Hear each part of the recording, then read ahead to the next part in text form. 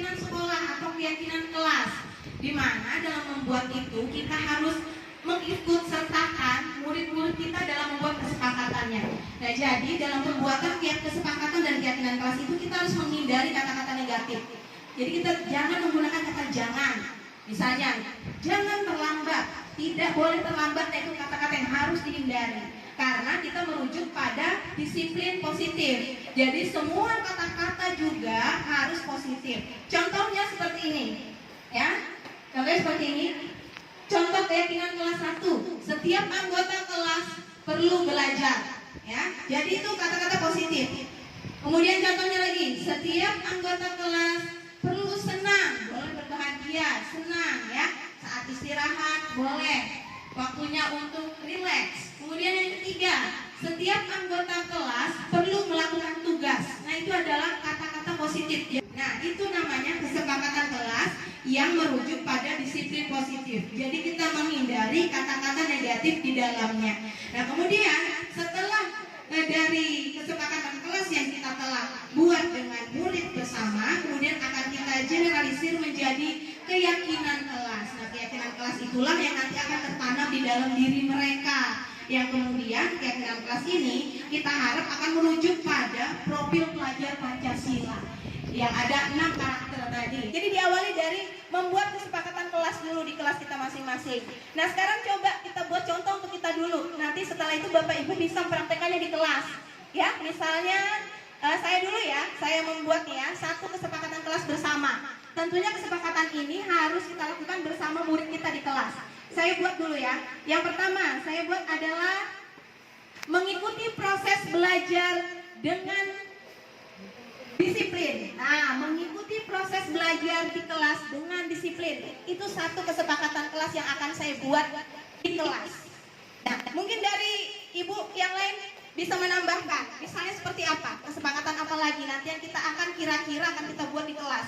Jadi bukan hanya satu saja ibu ya, kita bisa membuat 5-7 kesepakatan kelas yang nanti disepakati bersama murid-murid kita, dan kemudian nanti itu akan kita generalisir menjadi keyakinan kelas.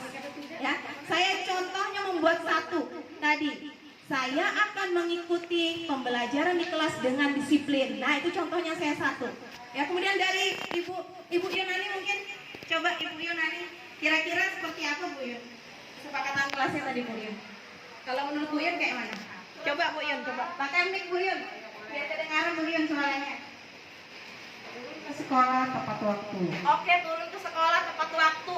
Oke, bagus, betul sekali ya Bu Yun, karena kita harus menghindari kata-kata jangan, tidak, pokoknya hal-hal yang negatif, karena kita mau membuat, membudayakan disiplin positif.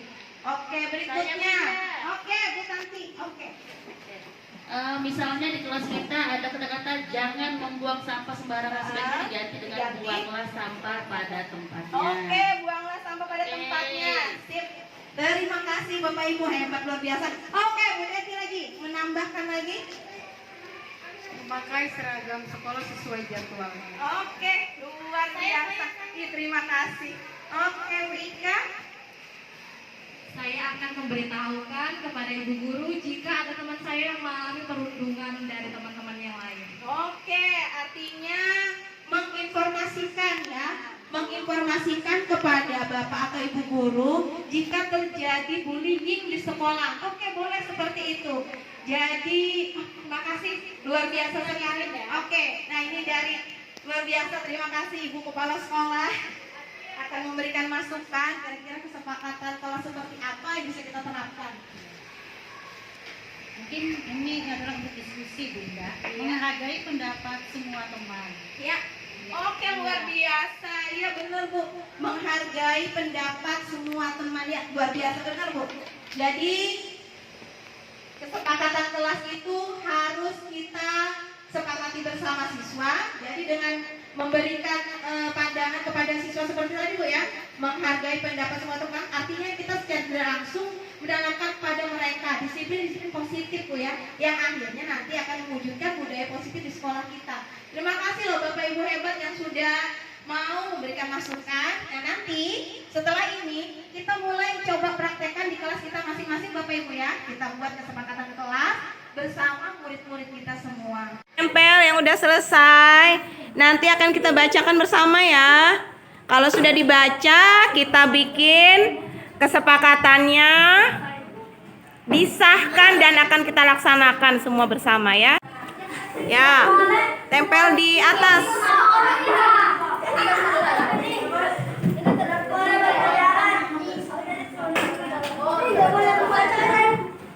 Ayo, siapa lagi yang belum?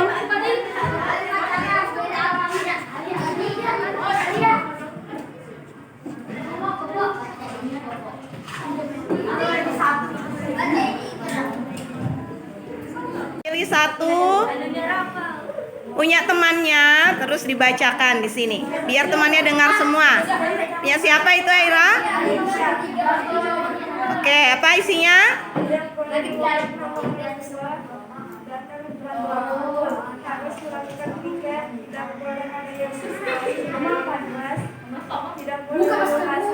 Tidak boleh ngomong kasar. Nah, ini ada satu yang baru. Datang tepat waktu. Taruh di sana. Ya, dari tadi yang baca belum ada ya. Nulis itu ya. Nah, itu tapi baiklah. Nah, kemarin kita sudah pernah mencoba bikin kesepakatan kelas ya. Ya. Yang mana kalian sendiri yang menentukan atau apa yang perlu disepakati di kelas ini. Nah, kemarin dijalankan enggak kesepakatan kelasnya? Dijalankan, tapi ada juga yang belum ya. Nah, untuk itu kita perlu revisi lagi, kita perbaiki ya. Nah, hari ini kita coba membuat lagi, kita bikin lagi kesepakatan kelas yang nanti akan kita generalisir menjadi keyakinan kelas ya. Nah, buat satu dulu nah ya, keyakinan kelas. Jadi keyakinan kelasnya adalah satu nilai kebajikan yang mau kita tanamkan di dalam kelas kita. Kita ambil dulu yang pertama, yaitu bertakwa kepada siapa? Tuhan yang Maha Esa dan berakhlak mulia. Ini dulu kita buat ya, ini kita tanamkan dulu di dalam diri kita. Kita tanamkan dulu ini dalam diri kita. Lalu kira-kira keyakinan seperti ini tergambar pada sikap yang seperti apa? Tercermin pada sikap yang seperti apa? Misalnya bertakwa kepada Tuhan Yang Maha Esa. Misalnya apa tuh? Yang sering kita lakukan sebelum belajar. Berdoa sebelum dan sesudah belajar. Itu contoh perilakunya ya. Nah, kita tulis di sini. Jadi sebelum kita belajar, kita melakukan berdoa dulu ya. Selain berdoa apa lagi? Sholat itu apa nama kata lainnya? Ibadah. Nah, sekarang kita buat di sini salah satu ininya ya, sikap yang mencerminkan keyakinan ini. Beribadah dan berdoa sesuai keyakinan masing-masing. Kita tulis ya. Beribadah dan berdoa sesuai keyakinan masing-masing. Keyakinan masing-masing. Bisa enggak dijalankan ini? Bisa dijalankan enggak? Setuju enggak ini? Setuju, karena kita sudah sering menjalankannya setiap hari ya. Tinggal kita tanamkan keyakinannya di dalam diri. Keyakinan